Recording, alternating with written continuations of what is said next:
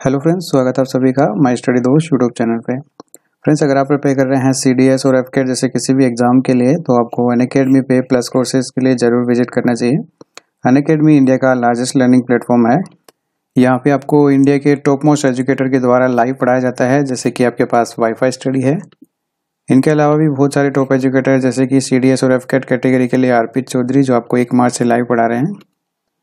अभिषेक पांडे, उनका कोर्स आपको 25 मार्क्स से लाइव देखने को मिल रहा है। और इनके अलावा भी बहुत सारे टॉप एजुकेटर हैं जिनका लाइव कोर्सेज अपकमिंग है, वो आपको जल्द ही लाइव देखने को मिल जाएगा। इसके लिए गाइज आपको एक सब्सक्रिप्शन लेना होगा, जिसके लिए आप 1 महीने और 6 महीने और 12 महीने का ऑप्शंस रहेगा।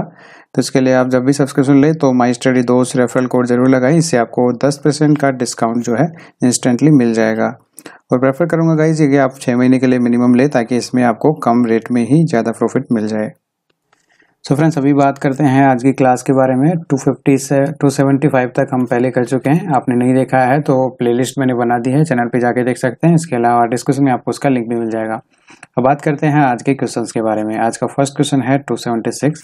क्वेश्चन आपके पास में है कि पोलियो का जो आपके पास वायरस है शरीर में प्रवेश करता है, किस वजह से प्रवेश करता है, आपको रीजन बताना था। तो आपको ऑप्शन मिलेगा कि दूषित भोजन या जल की वजह से। तो इस वजह से पोलियो का वायरस आपके शरीर में प्रवेश करता है, तो ये आपको रीजन देना है, इसका आंसर हो जाएगा।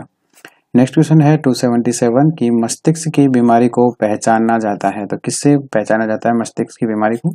तो ये है आपके पास में EEG आपके पास में है, इससे आपको पहचाना जाता है मस्तिष्क की बीमारी को। नेक्स्ट क्वेश्चन की बात करते हैं। नेक्स्ट आपके पास में है 278 की निद्रा रोग नामक बीमारी होती है। तो निद्रा रोग नामक बीमारी किससे होती है? तो इसके लिए आपको आंसर ध्यान रखना है। ट्रिपेनोसोमा नाम के एक कोशिकीय जीव से होती है निद्रा रोग नामक बीमारी। या तो इसमें क्या होगा कि आपको बिल्कुल भी नींद नहीं आएगी या बहुत ज्यादा आएगी। तो ट्रिपेनोसोमा नाम के एक कोशिकीय जीव की वजह से यह होता है। अगर आपको इस तरह का क्वेश्चन देखने को मिलता है तो आप इसको टिक कर सकते हैं, और इम्पोर्टेंट क्वेश्चन भी आप इसे मान के चलिए। अगला सवाल क्वेश्चन नंबर 279, निम्नलिखित में से कौन सा जीवाणु से होता है, कौन सा रोग जो आपके पास में डिजीज जो है जीवाणु से होता है? तो ये आपके पास में ऑप्शन में अगर है तपेदिक, तो ये इसका आंसर हो जाएगा। अगला सवाल है शहद का प्रमुख घटक क्या होता है? तो ये आपको ध्यान रखना है, शहद में फ्रैक्टोज होता है, ठीक है ना। तो ये चीज आपको ध्यान रख लेनी है, शहद का प्रमुख घटक होता है फ्रैक्टोज। अगला सवाल क्वेश्चन नंबर 281, मानव शरीर में विटामिन ए संचित रहता है। तो विटामिन ए कहाँ पे संचित होता है, कहाँ पे स्टोर होता है, ये आपको बताना है। तो ये हो जाएगा आपके पास में यकृत के अंदर विटामिन ए संचित रहता है।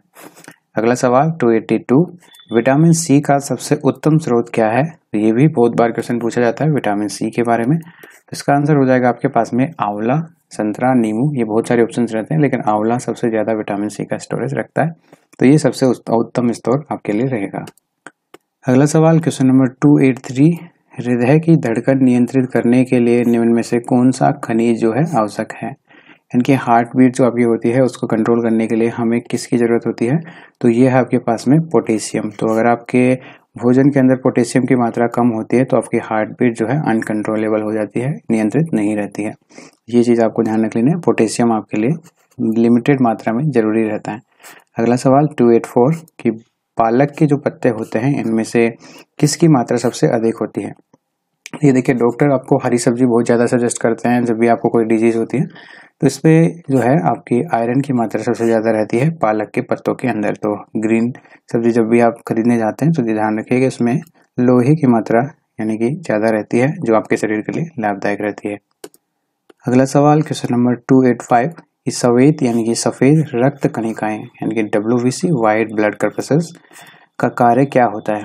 तो ये बहुत ही इंपॉर्टेंट क्वेश्चन है आपके लिए और आपकी डेली लाइफ के लिए कि रोग प्रतिरोधक क्षमता जो आपकी होती है वो WBC के कारण ही होती है। अगर ये बहुत ज्यादा हो जाती है तब भी आपके शरीर के लिए बहुत नुकसानदायक रहती है, और इनकी मात्रा जब कम होती है तो आपको वीकनेस फील होने लगती है। तो ये आपको ध्यान रखना है, श्वेत रक्त कणिकाएं आपकी रोग प्रतिरोधक क्षमता बढ़ाती हैं, ठीक है। उसके लिए 286 क्वेश्चन है नेक्स्ट। इसमें बोलते हैं आपको कि किस रुधिर वर्ग का व्यक्ति जो है सर्वदाता होता है? तो देखिए, रुधिर वर्ग O का यहाँ पे सर्वदाता बोला जाता है, और O में भी आपके पास में कौन सा O नेगेटिव वाला जो होता है, ऑप्शन में कई बार देखने को मिलता है O पॉजिटिव भी और नेगेटिव। तो आपको नेगेटिव बताना है, O नेगेटिव वाला सबको दे सकता है। अगला सवाल क्वेश्चन नंबर 287 कि निम्न में से कौन से लोहे का अंश सबसे अधिक पाया जाता है? तो अभी हमने बात की थी पालक के बारे में, उसमें लोहे की मात्रा सबसे ज़्यादा पाई जाती है। तो मैंने अभी सारी सब्जियों की बात की थी जिसमें सभी हरी सब्जियों में लोहे की मात्रा सबसे ज़्यादा पाई जाती है। ये लोहा मतलब समझ लेना आयरन, तो ये हरी सब्जियों में सबसे ज़्यादा मात्रा में पाए जाते हैं। अगला सवाल 288, मानव शरीर में पाचन का अधिकांश भाग किस अंग में संपन्न होता है? ये भी बहुत ज़्यादा इंपॉर्टेंट क्वेश्चन आपके लिए, बहुत सारे एग्जाम में देखने को मिलेगा। ये आपके पास में स्मॉल इंटेस्टाइन यानी कि छोटी आंत के अंदर होता है, तो ये चीज़ भी आपको ध्यान रख लेनी है। अगला सवाल क्वेश्चन नंबर 289 कि निम्न में से कौन सा आहार मानव शरीर में नए ऊतकों की वृद्धि के लिए पोषक तत्व प्रदान करता है? तो देखिए, अगर ऑप्शन में पनीर होता है तो आप उस ऑप्शन को टिक कर सकते हैं। तो इसका जो आंसर हो जाएगा आपके पास में पनीर हो जाएगा, जो क्या करता है कि शरीर में आपके नए ऊतकों की वृद्धि में, ये ऊतक यानी कि टिश्यूज, इनकी वृद्धि में क्या करता है, सहायता करता है। अगला सवाल क्वेश्चन नंबर 290, यदि एक पिता का रक्त वर्ग ए है यानी कि ब्लड ग्रुप ए है और माता का ब्लड ग्रुप जो है वो ओ है, तो उनके पुत्र का जो ब्लड ग्रुप है निम्न में से कौन सा हो सकता है? तो ये चीज ध्यान रख लेना, अगर ए है और ओ है तो उसके आंसर जो हैं या तो ए हो सकता है या ओ हो सकता है, या फिर आपके पास में ये दो ही ऑप्शन है, तो इनमें से एक ऑप्शन आपको मिलेगा ऑप्शन के अंदर, तो ये आपके लिए आंसर इसका जो हो जाएगा ओ ऑप्शन हो जाएगा। ठीक है। अगला सवाल आपके लिए 291 कि हमारे शरीर का अधिकतम भार जो है किससे बना होता है? तो ये आपके पास में हो जाएगा जल का, अधिकतम भार जो हमारा पानी की वजह से, जल की वजह से होता है। नेक्स्ट क्वेश्चन है आपके पास में 292, शरीर में कार्बोहाइड्रेट का संग्रह निम्नलिखित में से किसके रूप में होता है? ये क्वेश्चन भी बहुत बार एग्जाम में देखने को मिला है, काफी इंपॉर्टेंट क्वेश्चन है कि कार्बोहाइड्रेट का जो संग्रह है, स्टोरेज है, वो किसके रूप में होता है? ये ग्लाइकोजन के रूप में होता है, ग्लाइकोजन याद रखिएगा। अगला सवाल 293 कि मछलियों के जो यकृत यानी कि तेल में किस विटामिन की प्रचुरता होती है? आपने बहुत सारा सुना होगा कि मछलियों का जो यकृत है वो बहुत लोग खाना पसंद करते हैं, ठीक है ना, तो उसमें विटामिन डी की मात्रा बहुत ज़्यादा होती है। वैसे सूर्य से भी हमें प्राप्त हो जाती है, लेकिन कुछ लोग इसको मछलियों से भी प्राप्त करते हैं, ठीक है, तो ये भी इंपॉर्टेंट है आपके लिए, विटामिन डी की मात्रा पाई जाती है मछली के तेल में। अगला सवाल क्वेश्चन नंबर 294, किसकी उपस्थिति के कारण गाय के दूध का रंग जो है पीला होता है? ये भी बहुत बार पूछे जाने वाला सवाल, इंपॉर्टेंट मानिएगा इसको भी। तो आंसर हो जाएगा आपके पास में कैरोटीन।